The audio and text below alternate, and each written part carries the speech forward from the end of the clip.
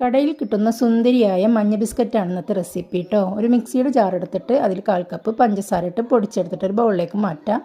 അതിലേക്ക് ഒരു താറാമുട്ടയോ കോഴിമുട്ടയോ പൊട്ടിച്ചൊഴിച്ച് കൊടുക്കാം. എന്നിട്ട് നന്നായിട്ട് മിക്സ് ചെയ്യുക. മിക്സ് ചെയ്തതിന് ശേഷം ഇതിലേക്ക് 1/4 ടീസ്പൂൺ പൈനാപ്പിൾ എസൻസും 1/4 ടീസ്പൂൺ വാനില എസൻസും കൂടി അങ്ങോട്ട് മിക്സ് ചെയ്യുക. നന്നായിട്ട് അങ്ങോട്ട് ബീറ്റ് ചെയ്യുക.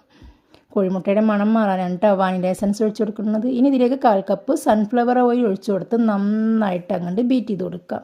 എന്നിട്ട് ഒരു 250 ml ഒരു കപ്പ് മൈദ എടുത്തിട്ട് അരിച്ചിട്ട് നമുക്കിതിലേക്ക് ഇട്ട് കൊടുക്കാം. 1 ടേബിൾ സ്പൂൺ ബേക്കിംഗ് പൗഡറും 1 ടീസ്പൂൺ മഞ്ഞൾപ്പൊടിയും കൂടി ചേർത്ത് നന്നായിട്ട് ബീറ്റ് ചെയ്യുക. ബീറ്റ് ചെയ്യുമ്പോൾ ഇത് കട്ടിയിലായിട്ടിരിക്കുക. അപ്പോൾ എന്താ ചെയ്യുക, ഒരു താറാമുട്ട കൂടി അങ്ങോട്ട് പൊട്ടിച്ചാണ്ട് ഒഴിച്ച് കൊടുത്തിട്ട് വളരെ ലൂസാക്കിയിട്ട് അങ്ങോട്ട് എടുക്കാം. ഈ ഒരു കൺസിസ്റ്റൻസിയിലാണ് കേട്ടോ നമുക്ക് കിട്ടേണ്ടത്. ഇനി നമുക്കൊരു പൈപ്പിംഗ് ബാഗ് വേണം. അതിനായിട്ട് നമ്മൾ എന്താ ചെയ്യുക, ഒരു മിൽമ പാക്കറ്റ് എടുക്കുക, ഇതുപോലെ കവറിൽ നിറക്കുക, എന്നിട്ട് ഡബർ ബാൻഡ് ഇട്ട് കെട്ടുക, ടൈറ്റായിട്ട് കെട്ടുക.